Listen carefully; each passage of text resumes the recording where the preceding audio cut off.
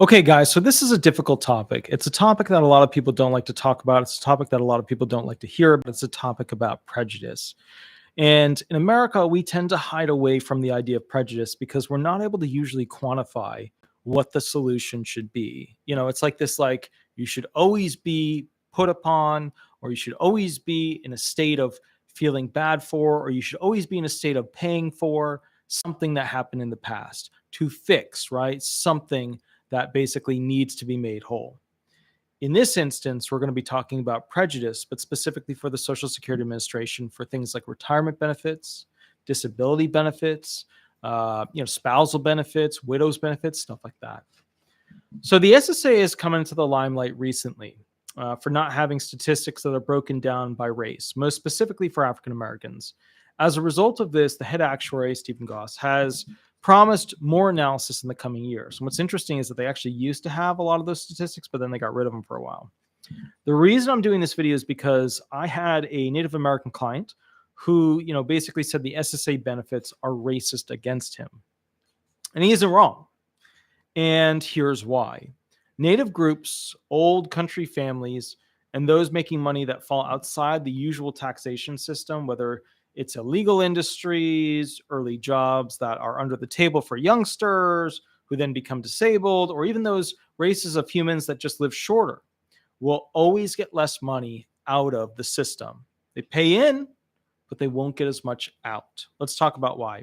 Some of these factors, these program details, we can control to minimize prejudice towards one group. But there is never going to be a perfect circle with Social Security benefits, because some people will live longer and get more money out of the system, and some people will always live in a community that has under-the-table jobs that don't pay as much taxes. Okay, you see, Social Security benefits are like the arcade machine, being that you need to pay to play.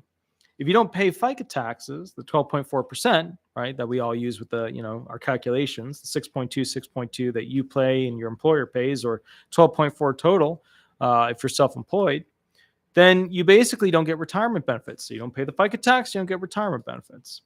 And you don't get disability benefits as well. And you don't get all those other little programs that come out of nowhere, like disabled little child benefits or this benefit or that benefit. And some of these benefits, like that one, affect your kids.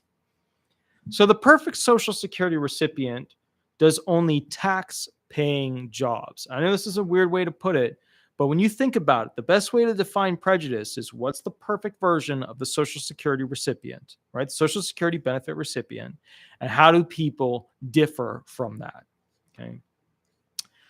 So the perfect Social Security recipient does only tax-paying jobs, is most likely of Asian genetic descent as they live longer statistically, and therefore get more monthly checks through their older years.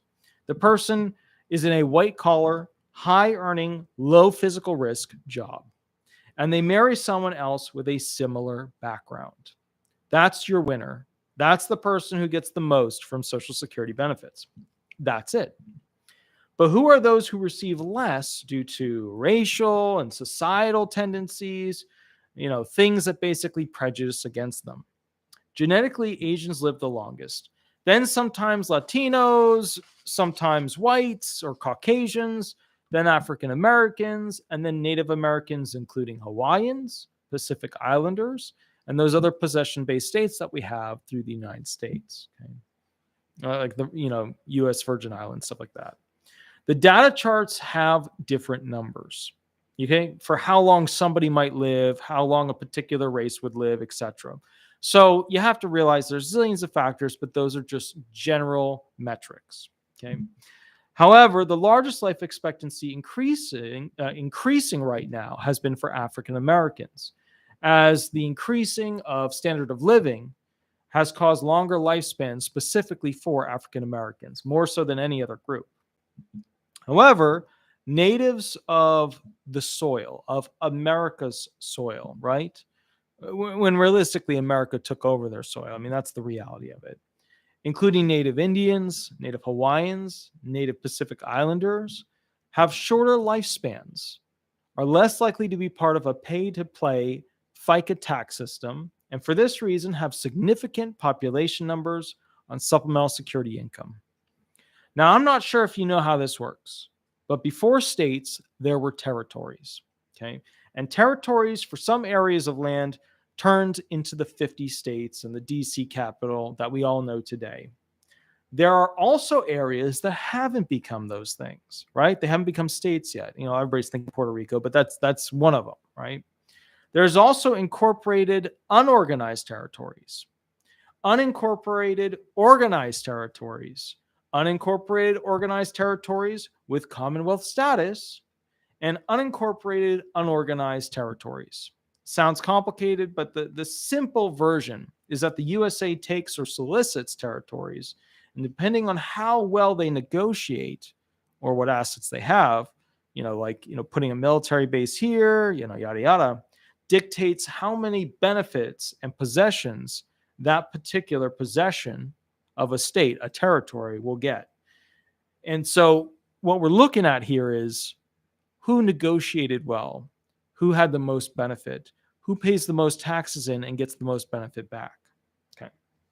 As a result of this, you are starting to see where native people to their land tend to get the least amount of benefits based on the cultural taxation system they live in and how incorporated into the USA fold their job is. Because a lot of native individuals, they live part of different cultures. They have different tribal courts. It's a different world, but not all of them are part of the same taxation system. But this should explain the beginnings as to why natives, right, that are with the right to Social Security benefits lag historically from getting the most bang for their buck when they pay to play. As a result of this, you can easily say that there's a racial prejudice. Some created by the system and some created by the culture of the native individuals, right? Think about it. The system, when it was created, it had prejudice issues put into it. And then, of course, there's the culture of what that person lives in, the culture of that native individual that doesn't place them in a position that's going to work well with the Social Security system. You then calculate on life expectancy, which is broken down into physical difficulty and harm of the job, right? How long are they likely to live? If they're always doing hard, heavy labor, they're not going to live as long. Okay. All right. So bottom line is this. You also then have to factor in genetic expectations for long life without medical interruption. Like, just how long do they normally live? How long do their parents live? How long do their great parents live? If there's no, stage 4 cancer, then how long do we expect this individual to live? Remember, the SSA has these statistics. They know exactly where people are at on how long they're likely to live and how long their benefits are likely to be paid out. In fact, they catch some of the kids who are getting a check every month on behalf of their parents, even though their parents have passed away, but the kids never told anybody. That's one of the ways that they catch them. All right. The next thing you have to consider are crime rates of the area of where they live. Crime rates are high, stabbings, shootings, stuff like that. Life expectancy significantly drops. You go ahead and pass away, your benefits stay inside the trust fund. Maybe your kids will get to benefit from them. Maybe not. Maybe you just made the largest donation of your entire life. Once you have all these, you can start to develop a picture as to why some people get more out of the Social Security system, whether it's for retirement or disability benefits, than others. This is important for two main reasons. Number one, being that people largely don't care what other people are getting, just that their benefits increase and be enough for their lifestyle. And two, that there's no way to fix the program without violating the Constitution. Since it's a pay-to-play system, they can't bolster someone else's benefits because they are female or Samoan Islander. Instead, they can only increase literacy and applications for those who typically have less benefits. So I'm going to ask you to tell me who you feel is the most prejudiced against group by the Social Security Administration when it comes to receiving benefits. I'll give you 30 seconds to write it into the chat area of this live video. We are live right now. I'm curious to see what you guys think are the most prejudiced group when it comes to Social Security benefits. Go ahead, write it in. You got 30 seconds. Give me your. So we got Ghost of Face Gangster, African Americans. Let's see what other people put down. We've got I'm Not Sure, survivors, veterans, the rich. That's an ironic. I didn't do a video on the rich, but that is an ironic thing because they get like the least amount of total benefit capacity out of the system. But, they have money, so we're not like that worried about them. Let's see. The poor, Hispanics, rural and Native Americans. Charlton Zimmerman is always very spot on. Very good. Very good. Okay, let's see. White females. There's another option. Remember all these things that we talked about, right? Okay, so a people who culturally had their land taken, a people who culturally farmed their own futures away from traditional USA taxes, a people who lost, all these things, who can't afford the taxes of their neighborhoods due to the super wealthy buying land and building super mansions where these people live. People who are having difficulty competing in a job market that was not built for them because culturally they're not, the same when it comes to the language, the same when it comes to the attire, what you dress, speaking the language of business. Sounds kind of like Puerto Rico, right? With massive amounts of wealth from Bitcoin buying, seaside and massive farm acres on the island. But realistically, one of the groups that is more integrated by law but less integrated by culture are the Hawaiians. Among Hawaiians, females who take care of their elders are going through a large cultural change where they are working more American tax-paying traditional jobs. Here is a list of other types of prejudice that still exist with the Social Security Administration. Okay, so that whole thing was a very generalized overview. Let's specifically get to the other types of prejudice. So native-based islands that we've kind of taken over. Hawaii was a quasi oppositional takeover. Maybe you guys know about the Queen and the funds and things like that have happened. But bottom line is, significant amount of Hawaiians are on SSI, just like significant amount of Native Americans are on SSI. And that is the direct result of us asking them to be a part of our pay-to-play system, or else. That's how America does it. It's always done it that way. Education and literacy prejudice.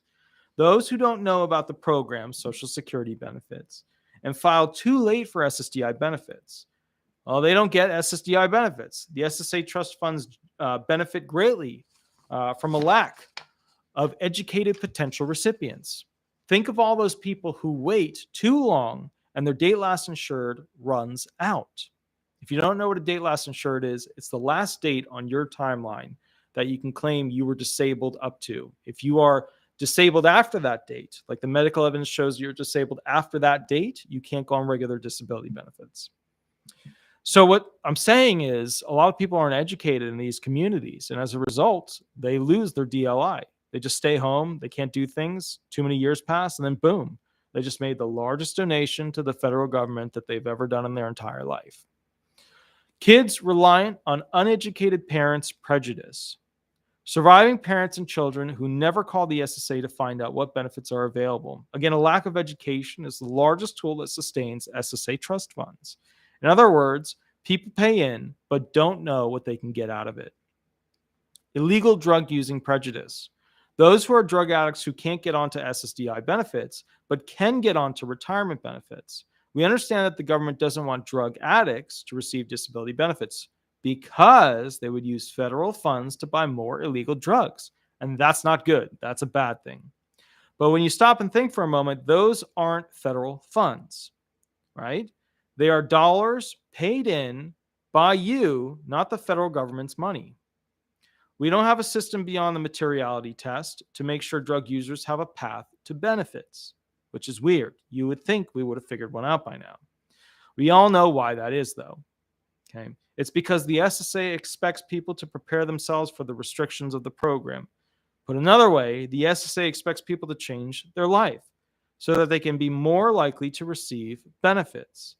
Makes you wonder what other tactics exist to keep more money in the trust funds. Oh, wait, here's another one.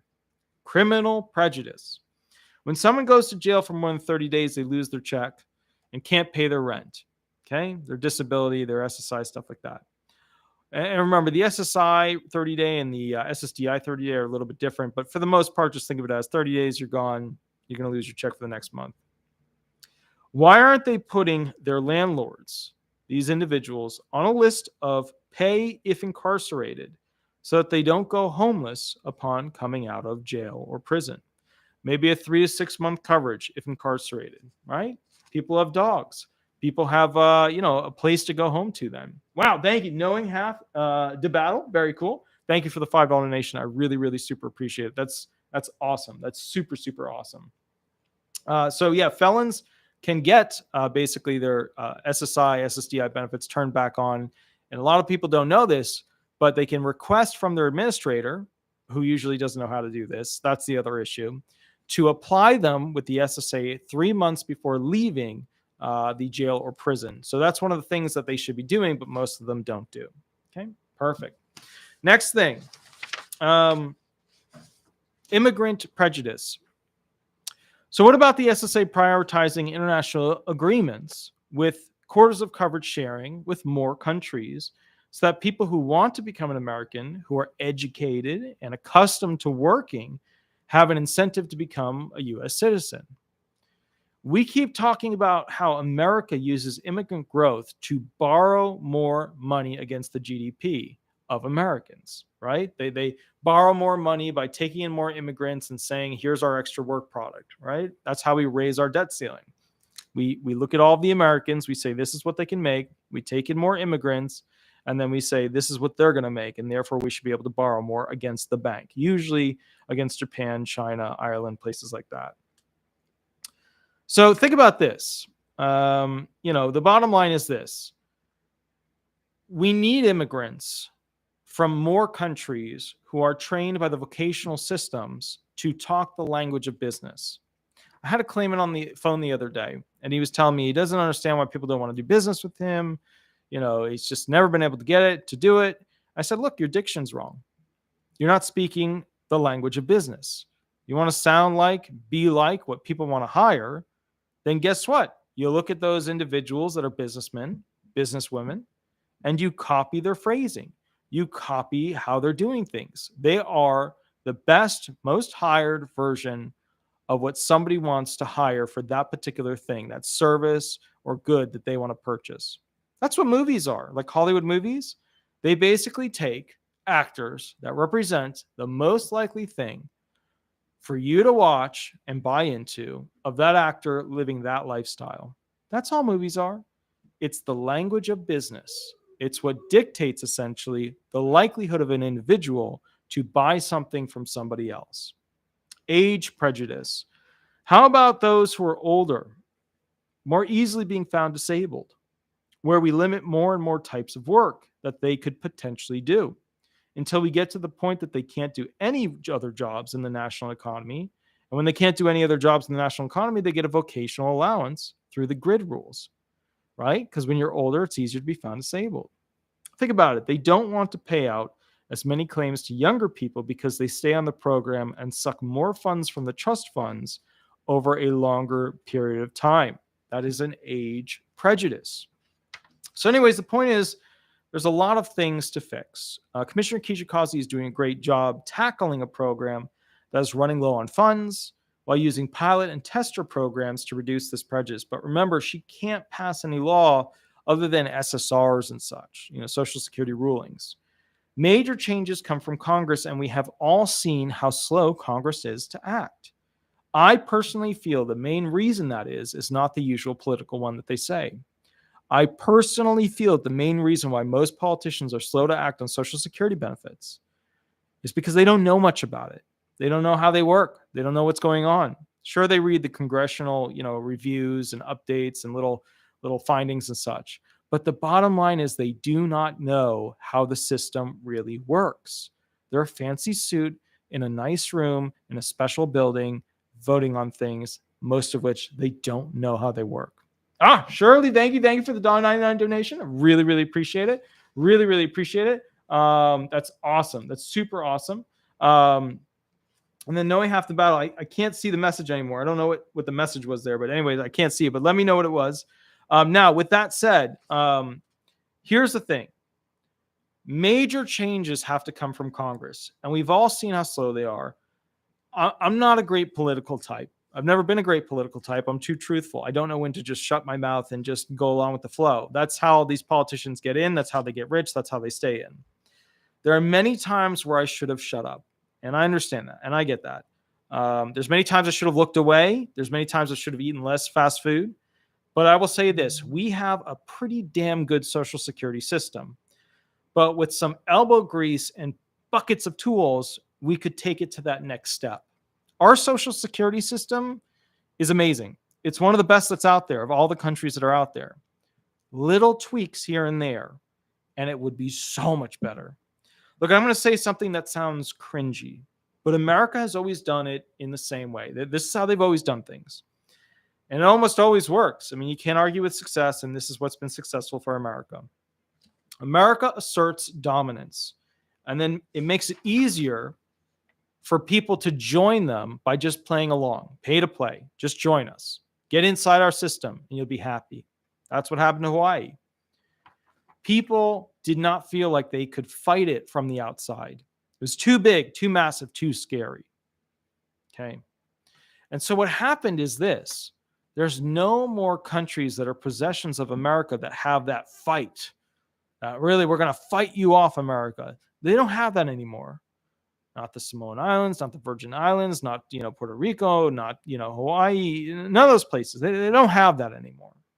They might get a lucky Supreme Court ruling here and there, like the Native Americans out west. But for the most part, the expectation is there in the sense that they can't beat America. And that's how America has always done it. Assert dominance, give them another option to go ahead and have a higher standard of living. Now, none of the territories that are not fully incorporated are fighting the system anymore. They've been assimilated, and it's only a matter of around 2 or more generations before they are on more equal footing, like those Native Americans, Native Hawaiians, with other Social Security recipients. All they had to give up, these Native groups, were their autonomy, was their freedom, was their lifestyle, vocational culture. We are all dogs living in a house with a human that feeds us subpar food and lets us exist under their shadow and needs. I guess we're happy, right? How about those food prices that we now get to deal with, right? The point is, we are all subjects of America, the crown of America. We can change it, but we need to educate people, including our politicians. Guys, I'll catch you a little bit later. I'll be back in about 5 minutes. Now, look, I'm going to do a shorter video. The shorter video is a thank you video, and it's really important to me. You can join it, you cannot, but I'm going to talk about some of the big updates and changes that the firm is going to be doing. The video after that, though, is a massive video. It is an absolutely huge tour de force of a video. That video is going to go through how the grid rules work. It is going to be the most detail-oriented video ever made in the history of any video posted online about the grid rules. And what it will explain are why older people are more likely to be found disabled than younger people using transferable skilled work analysis. So my point to you here is that if you want to be a part of that video, that's a historic one. That's going to be the biggest that was ever made. But literally, the script that I had to write out, it's somewhere over here. It's massive. Absolutely friggin' massive. Here it is. I can feel it. The weight of it is massive. It's going to take over an hour for me to teach it to you. But you will know things that a lot of people, including other channels that talk about essentially disability benefits, some of the more famous ones, don't even know. This is going to be the most in-depth analysis on how to be found disabled when you're getting older and how to use those things if you're younger. Please remember to like. Please remember to subscribe. Little power button right here. Excellent, excellent. I will catch you guys a little bit later. And remember to leave 5-star reviews when you can, and we will go from there. Thanks so much. Attorney Walter Hnot, Disability Resolution PA. Have fun. 5 minutes. We'll do the fun video. And then I need like a 15, 20-minute break. And then we're going to do the heavy haul. We're going to do the big video. I'll catch you guys later. Thanks so much. Bye-bye.